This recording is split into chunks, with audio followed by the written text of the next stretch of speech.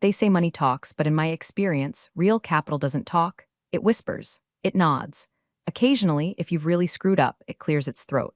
I've spent 20 years translating those throat clears for boards of directors who think a quarterly projection is a holy scripture. My name is Joanne. I'm a fund trust liaison and investor governance advisor in New York City. That's a lot of syllables to say. I make sure the people who own the money trust the people spending the money. I don't shout. I don't throw chairs. I operate in the quiet zones, the sidebars of board meetings, the review clauses of governance docs, the handshake lines at charity galas. For a decade, I was the invisible glue holding a very expensive portfolio together. Then came the director.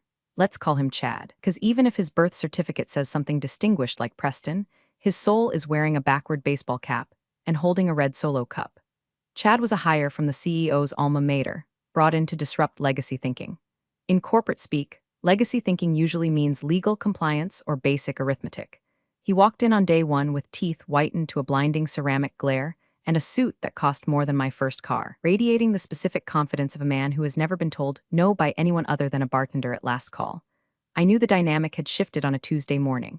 I walked into the oversized, glass-walled conference room on the 44th floor, the one with the view of the Hudson that's supposed to intimidate vendors, and found the strategy meeting was already 20 minutes in. There was no chair for me. The table was full.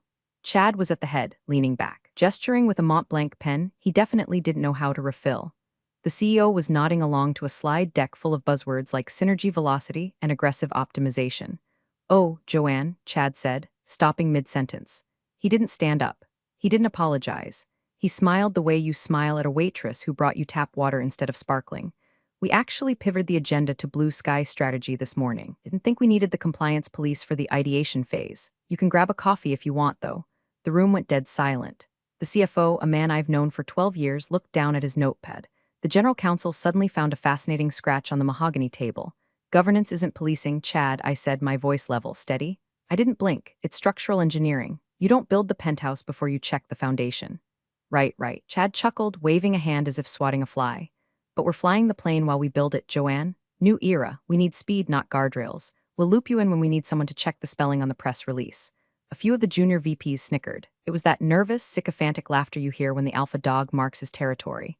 I didn't argue. I didn't demand a seat. I simply nodded, turned on my heel, and walked out.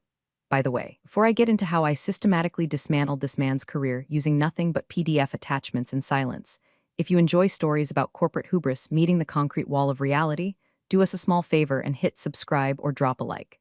It helps the algorithm find the other frustrated office workers who need a win today. Okay, back to the Shark Tank. Walking back to my office, I felt that familiar burn in the chest, not heartburn, but the cold fire of professional insult. It wasn't just the rudeness, it was the stupidity. Chad didn't understand what I did. He saw me as a barrier, a speed bump, dead weight with nice shoes. He didn't realize that I wasn't there to protect the company from the investors. I was there because the investors wanted me there to watch the company. I sat at my desk, looking out at the gray skyline. My phone blinked. It was a text from the CEO. "Don't take it personal. He's just shaking things up. We need his energy for the Series E round." Energy, that's what they called it. I called it liability. Later that afternoon, I noticed the first subtle cut. I went to access the shared drive for the upcoming acquisition due diligence, a project I had been leading for 6 months. Access denied. Contact administrator. I called IT. "Hey, Kevin," I said, keeping it breezy. "Glitch on the drive?" Hey, Joanne," Kevin stammered. Kevin was 24 and terrified of everyone. "Actually, the request came from the director's office. They're moving all M&A files to a secure strategic silo. Access is limited to the core growth team." "I see," I said, "and I'm not on the core growth team?" I don't see your name on the list, Joanne. Sorry." "It's fine, Kevin, don't worry about it." I hung up. I stared at the black screen of my locked files. Most people would have stormed into the CEO's office. Most people would have sent a scathing email copying HR. I did neither. Instead, I opened a different drawer in my desk, the one that locked with a physical key. I pulled out a fresh legal pad. Chad thought he was icing me out of the game. He thought that by removing my access, he was removing my power. What he failed to grasp, what men like him always fail to grasp, is that power isn't about having the login password. Power is about knowing who actually owns the server. I picked up my phone, but I didn't call anyone internal. I opened my calendar and looked at the date of the next quarterly investor call.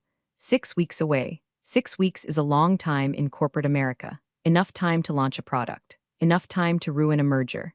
And if you're patient and meticulous, exactly enough time to let a man hang himself with his own synergy. I opened a blank document on my personal laptop. Never the company machine for this part, and typed a single header, governance log, unsanctioned blocks. I wasn't the compliance police anymore. I was the crime scene photographer, and the body count was about to start rising. If part 1 was the cold shoulder, part 2 was the shiv to the kidneys. It started with the budget. In my line of work, your budget isn't just money, it's your capacity to verify reality. I use third-party auditors, external legal counsel for second opinions, and specialized forensic accountants. These aren't cheap, but they are the insurance policy that keeps the board from going to prison. 2 weeks after the no-chair incident, I received an automated notification from the finance system. Subject, Q3 Budget Adjustment Department 404, Governance Status, Revised New Allocation, minus 60%. I stared at the number. A 60% cut wasn't a trim, it was an amputation. They had left me enough to buy paperclips and maybe a subscription to the Wall Street Journal, but they had stripped the funds for the external audit on the upcoming acquisition. I walked down to the finance floor. The controller, a woman named Sarah who usually had pictures of her golden retrievers facing the door, looked like she wanted to crawl under her desk when she saw me coming. Sarah, I said softly, leaning against her doorframe. 60%, she took off her glasses and rubbed the bridge of her nose. I fought it, Joanne, I really did. Chad came in with the Lean Operations Initiative. He said, well, do you want the direct quote? I always want the direct quote, he said. Why are we paying outsiders to tell us we're doing a good job? If we trust our team, we don't need babysitters. He reallocated your audit budget to the marketing spend for the rebranding launch. I felt a cold laugh bubbling up in my throat. He was taking the money used to ensure the numbers were real and using it to buy billboards saying the numbers were great. It was Ponzi scheme logic applied to a billion-dollar equity fund. Thanks, Sarah, I said. I know it wasn't you. He's dangerous, Joanne, she whispered, looking at the hallway. He's approving expenses that, let's just say the documentation is thin. Noted. The humiliation didn't stop at the spreadsheet. 3 days later, we had a pitch with the Trident Group, potential strategic partners from London. I had spent 4 years cultivating a relationship with their risk officer, a stiff upper lip type named Alistair who trusted me because I once talked him out of a bad deal that would have cost him his bonus. I was prepping my notes for the meeting when the calendar invite simply disappeared. Poof, gone. I grabbed my coat and walked past the main boardroom. The glass was frosted now, a new addition, probably so the legacy employees couldn't see the future happening without them. But the door was cracked open. I heard Chad's voice, booming and jovial. Don't worry about the oversight committee. We've streamlined the process. Less red tape, more green lights. The old guard was a bit too obsessed with the what-ifs. We're focused on the what-nows. I saw Alistair in the reflection of the monitor. He looked uncomfortable. He was looking around the room, presumably for me. Later that afternoon, a junior analyst named Marcus came to my office. Marcus was a sweet kid, fresh out of Wharton, still idealistic enough to think that competence mattered. He closed my door and looked like he was about to confess to a murder. Joanne, he said, his voice shaking. I shouldn't be telling you this. Sit down, Marcus, breathe. They had a pre-meeting strategy session without you. Chad told the team that you're rigid. He said you kill momentum. He explicitly told us not to CC you on the draft term sheets for the acquisition. Did he put that in writing? I asked. No. He said it in the huddle. But then Marcus reached into his pocket and pulled out a crumpled piece of paper. He made notes on the whiteboard. I took a picture before they erased it. Then I printed it because I didn't want it on my phone. He slid the paper across my desk. It was a photo of a whiteboard with a flow chart. Under the box labeled Governance Review, Chad had drawn a big red X and written, bypass speed too close. You didn't get this from me, Marcus said. Standing up, get what from you? I smiled. We were just discussing your performance review, Marcus. You're doing excellent work. He left. I looked at the photo, bypass. The anger I felt earlier had crystallized into something harder, something useful. This wasn't just office politics anymore. This was negligence, fiduciary breach. The kind of thing that dissolves trust funds and triggers SEC investigations. I unlocked my bottom drawer again. I took out a portable encrypted hard drive, my own, not company property. I began the export. I didn't just save emails, I saved metadata. I saved the calendar logs showing the canceled invites. I saved the budget revision history. I scanned the crumpled photo Marcus gave me, but then I went deeper. I went into the archives. See, Chad didn't know history. He didn't know that 5 years ago, when the fund was restructuring, he had to file specific governance covenants with our major institutional investors, the pension funds, the endowments, the family offices. These weren't just company policy documents, they were binding legal contracts attached to the capital. I pulled up the filings from 2019. I scrolled to section 4.2, Trustee Liaison Protocols. There it was, in black and white. To ensure continuity of oversight, the fund designates Joanne last name as the primary governance liaison. Any removal, replacement, or significant alteration of the liaison's duties must be preceded by a formal 30-day notice to the investor committee and ratified by a majority vote of the limited partners. They hadn't just insulted me. They hadn't just cut my budget. By sidelining me without notifying the investors, they were actively breaching the contract that allowed them to access the money in the first place. Chad thought he was firing a middle manager. He didn't realize he was unplugging the server while the data was still transferring. I printed the page. I didn't highlight it. I didn't circle it. I just placed it in a manila folder labeled the insurance policy. I looked at the clock. 5:30 p.m. Time to go home. I had a dinner reservation to make, and I suddenly had quite an appetite. If you want to kill someone in corporate America, you don't use a knife. You use a reorganization strategy. 3 weeks into the Chad regime, the invitation went out for an all-hands town hall, future forward. The graphic design looked like something from a rave flyer, neon gradients and rocket ship emojis. We gathered in the atrium. Chad stood on a makeshift stage, wearing a headset microphone like he was teaching a spin class. He paced back and forth, talking about trimming the fat and unleashing potential. Then a slide popped up behind him. It was an org chart, a new one. At the top were the growth vectors: sales, marketing, product, all leading directly to him. Off to the side, in a gray, dotted line box that looked like a graveyard, was a section labeled Legacy Support Services. And there was my name. Not Director of Investor Governance, just support. We need to honor where we came from, Chad said, his voice dripping with faux sincerity. But we can't let the past weigh us down. Our legacy team will be transitioning to an advisory capacity, helping us archive the old ways as we build the new. He pointed at the screen. He pointed at my name. 200 people turned to look at me. I was standing near the back, holding a cup of lukewarm coffee. I didn't scowl, didn't cross my arms. I took a sip of coffee, looked Chad directly in the eye, and offered a small, polite smile. The kind of smile a teacher gives a toddler who has just proudly crapped his pants. The message was clear: I am irrelevant, I am history, I am being put out to pasture. The next morning, the email from HR arrived. Subject: voluntary transition opportunity from Human Resources Confidential. I opened it. It was a generous offer. 6 months of severance, continued healthcare for a year, and a non-disparagement agreement so watertight it probably forbade me from frowning at the company logo. The kicker was the deadline. Please sign and return by Friday close of business to secure this premier package. They were trying to buy me out before the quarterly call. They wanted me gone, physically and contractually, before the investors could ask, "Hey, where's Joanne?" I printed the offer. I didn't sign it. I put it in the folder with the crumpled whiteboard photo and the 2019 governance filing. Then I did something that would have confused them deeply if they were watching. I started doing exactly what they asked. I stopped coming to the strategy meetings I wasn't invited to.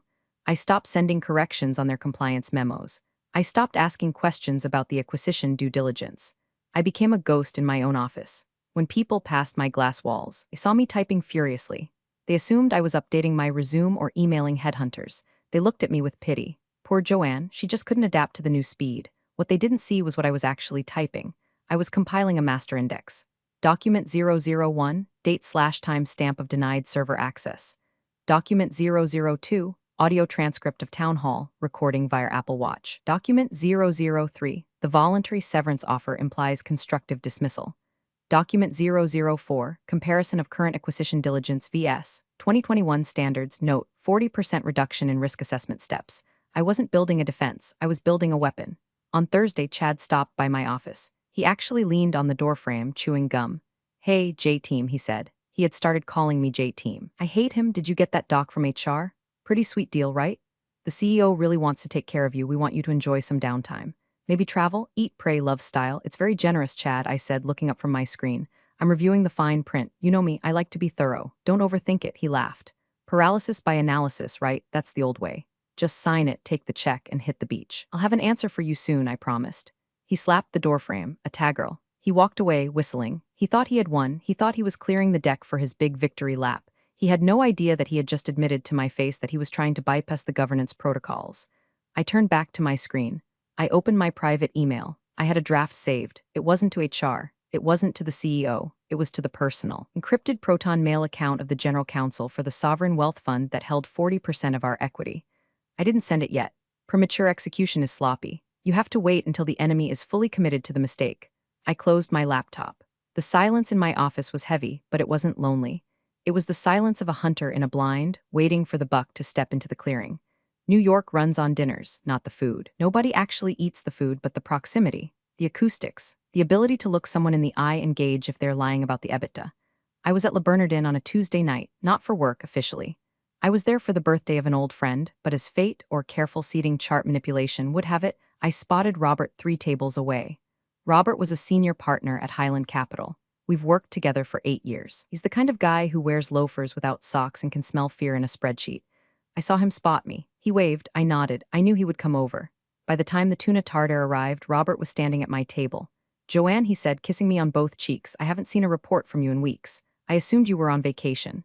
I wiped my mouth with the linen napkin. I paused. A deliberate 3-second pause. Vacation, I asked, arching an eyebrow. Is that what they told you? Robert's smile faltered, just a fraction. Well, the monthly governance summary came from, what's his name? The new guy, Chad. It was a bit light. He said you were focusing on high-level strategy and delegated the reporting. I let out a soft, confused chuckle. That's interesting phrasing. I haven't seen the monthly summary, Robert. I've been removed from the distribution list. The air between us changed. The ambient noise of the restaurant seemed to drop away. Robert leaned in closer, his hand gripping the back of the empty chair next to me. Removed? He repeated. Joanne, you're the designated liaison. We have a clause, you know we have a clause. I know we have a clause, Robert, I said, taking a sip of sparkling water. I'm not sure the current board has read it, or if they have, they consider it legacy thinking. Robert's eyes narrowed. He looked like a wolf catching a scent. You telling me you aren't overseeing the diligence on the tech core acquisition? I'm telling you that my access to the data room was revoked 3 weeks ago, and my budget for external audit was reallocated to marketing. I shrugged as if it were a minor annoyance. But I'm sure Chad has it under control. He talks a lot about velocity. Apparently, I'm too rigid. Robert wasn't smiling anymore. He looked furious, but not at me. Velocity, he spat the word out. We don't pay for velocity, Joanne. We pay for stability. If you aren't looking at those books, he let the sentence hang. I can't confirm or deny what I can't see, Robert, I said, offering him an out. Maybe everything is fine. Maybe the numbers are perfect. But if I were you, I'd wonder why they don't want me checking them. He straightened up. He buttoned his jacket. I need to make a call, he said. Enjoy your dinner, Robert. Try the scallops. He walked back to his table, but he didn't sit down. He walked straight past his dinner companions and out to the coat check, his phone already pressed to his ear. I watched him go. I took a bite of my tuna. It was delicious.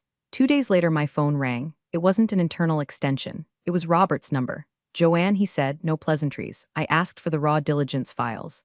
Chad sent me a summary deck. He said the raw files are proprietary internal work product. Since when do we not get the raw files? Since never, I said calmly. I asked him if you had signed off on the risk assessment. He said, and I quote, Joanne is transitioning to a new role, so we've handled this at the executive level.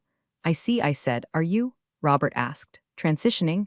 I have a severance package on my desk that they'd very much like me to sign by Friday, I admitted. It characterizes my departure as voluntary. Silence on the line. Heavy, expensive silence. Do not sign it, Robert commanded. I wasn't planning to. Joanne, if you are removed without our vote, that's a breach of the 2019 LP agreement. Section 4.2. I know, Robert. I wrote Section 4.2.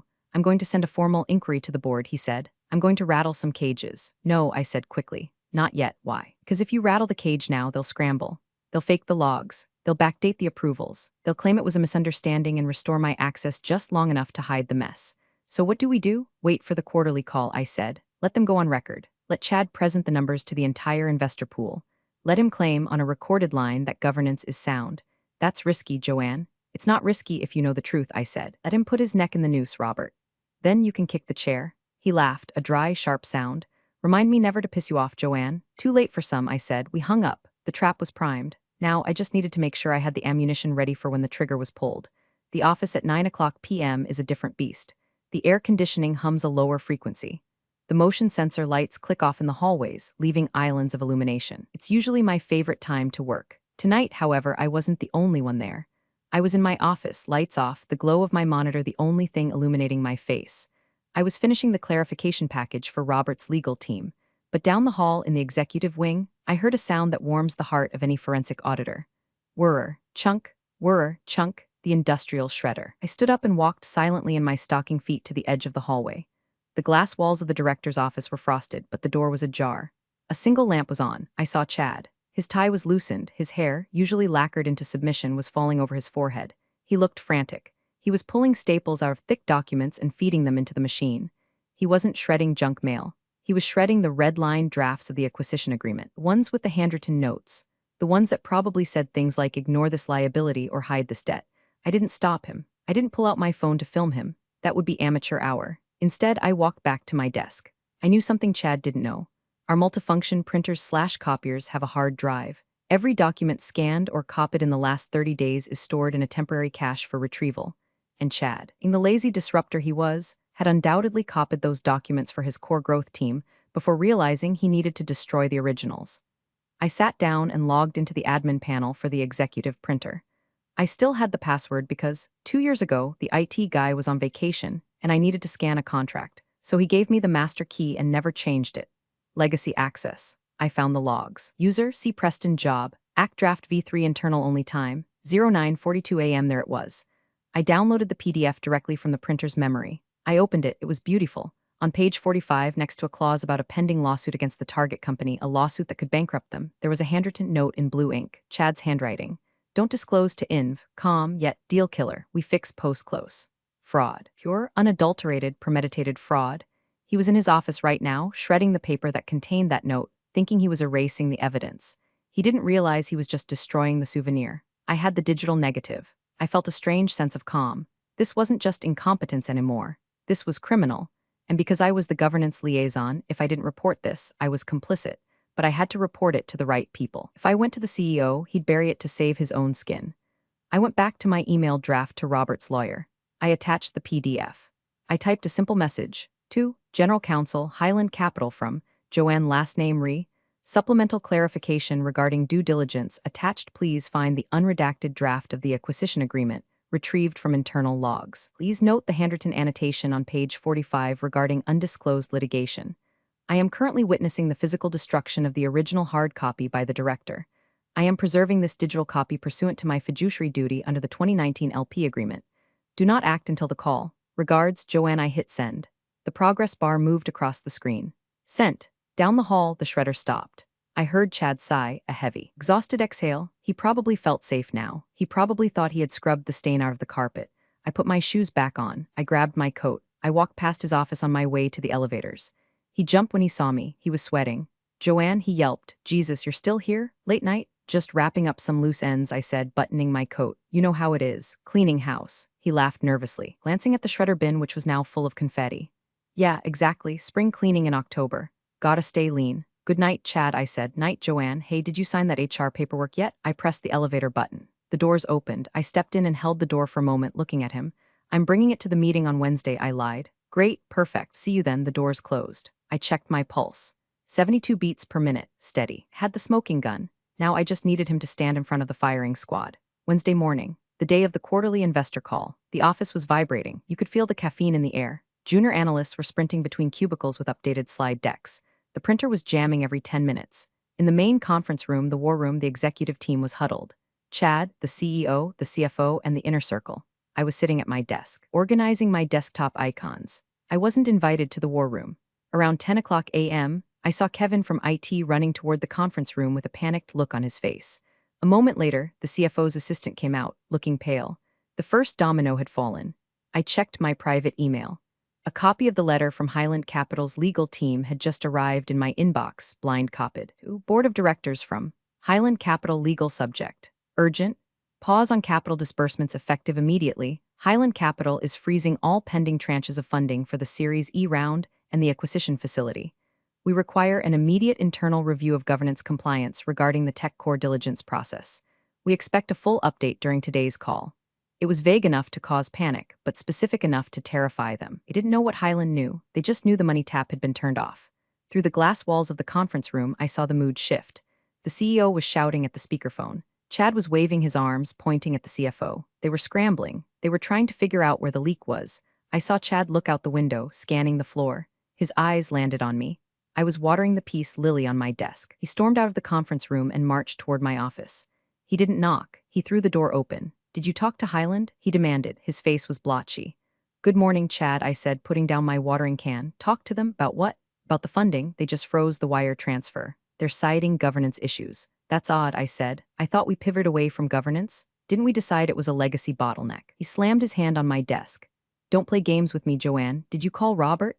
I haven't spoken to Robert in a professional capacity in weeks, I said, which was technically true. Our dinner was social. I don't have access to the diligence files, remember? How could I flag an issue if I can't see the data? He stared at me, searching for a crack. But I've sat across from federal regulators. I've sat across from hostile auditors. Chad was a golden retriever compared to them. We need you on the call, he said suddenly. I thought I was transitioning. Forget the transition. We need a united front. You need to be on the call to tell them that our oversight is robust. He wanted a human shield. He wanted me to go on record and lie for him, so if it blew up later, he could blame the legacy liaison. I can join the call, I said slowly. But I won't lie, Chad. I'll answer questions truthfully. He narrowed his eyes. Just stick to the script.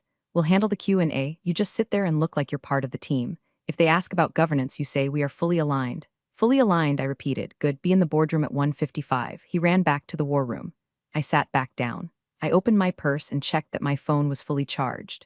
I opened the voice recorder app. Then I opened the folder on my computer labeled Final Archive. Dragged 3 files into an email draft. 1. The 2019 Trustee Protocols. 2. The chat logs of my access denial. 3. The PDF of the fraudulent handwritten note. I entered the email addresses of the entire investor committee. 12 high net worth individuals and fund managers. I didn't hit send, not yet. I walked to the break room and made a cup of tea, Earl Grey. I wanted to be fully caffeinated for the performance. The meeting that never happened. The strategy session where they planned to sideline me was about to become the meeting where they wished they had never met me. I checked my reflection in the break room mirror. Suit crisp, hair perfect, expression neutral. It was showtime. The boardroom smelled like stale coffee and fear. At 2:00 p.m. we were live. The massive spider phone in the center of the table glowed green.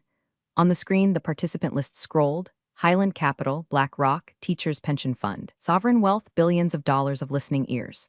Chad sat at the head of the table. The CEO was to his right. I was seated at the far end near the door.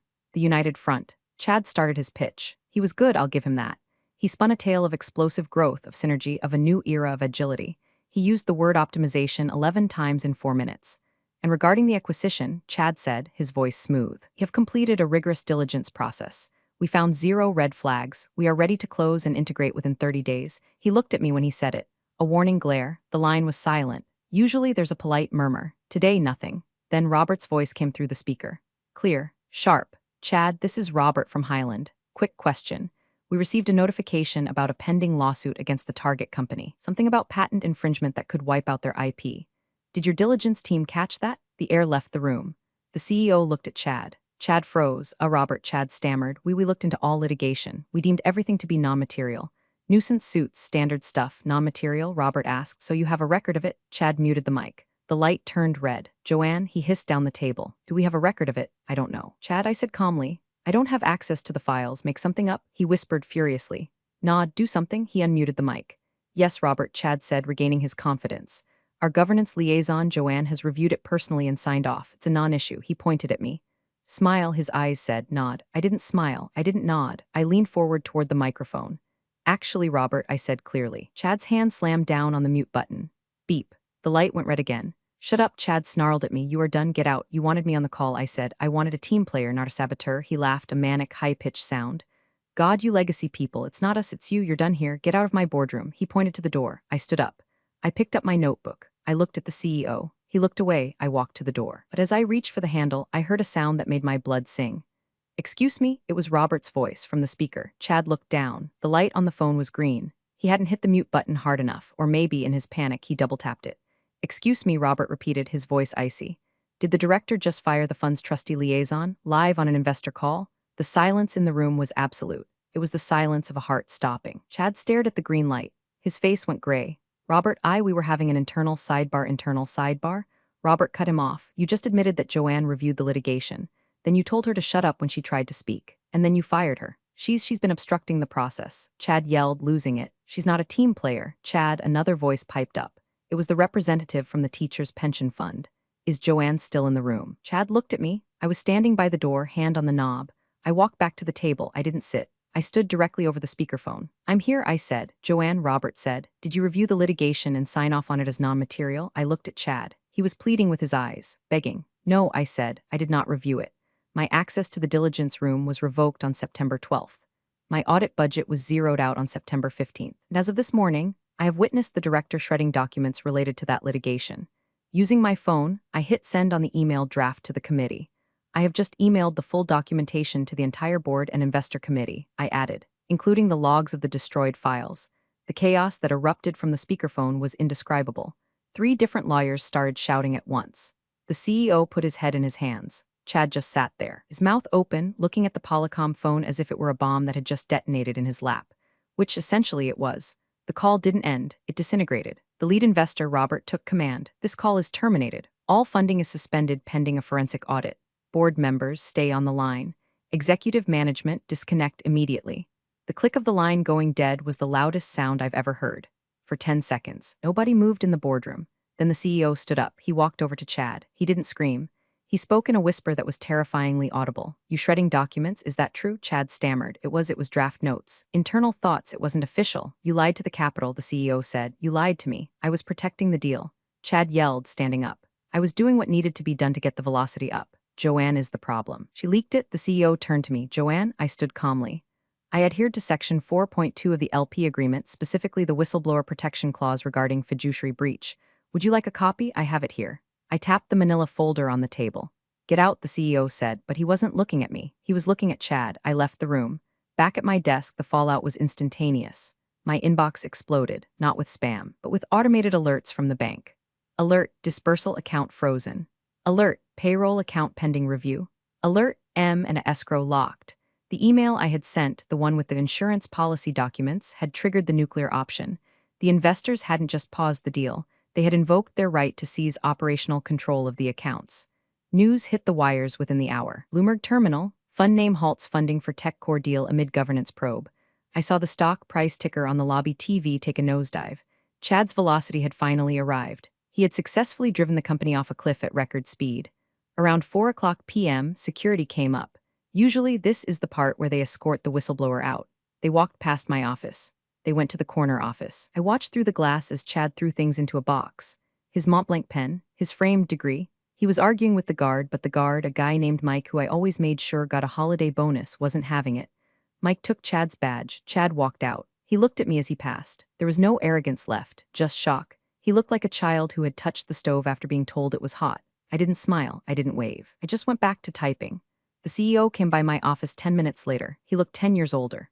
"Joanne," he said, leaning on the doorframe. "Highland just called. They're demanding an interim governance audit." "That sounds prudent," I said. "They said they won't release payroll until the audit is started. We have 300 employees, Joanne. If they don't get paid, then you should probably start the audit," I said. "They want you to run it." I stopped typing. I swiveled my chair to face him. "I'm afraid I can't do that," I said.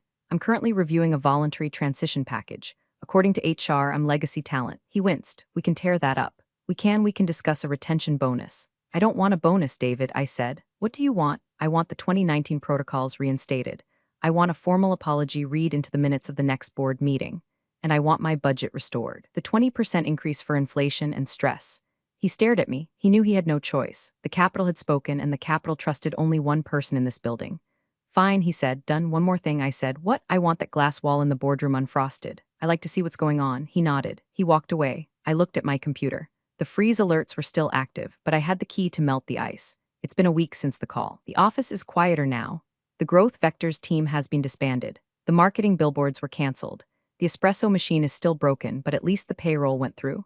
Chad is gone.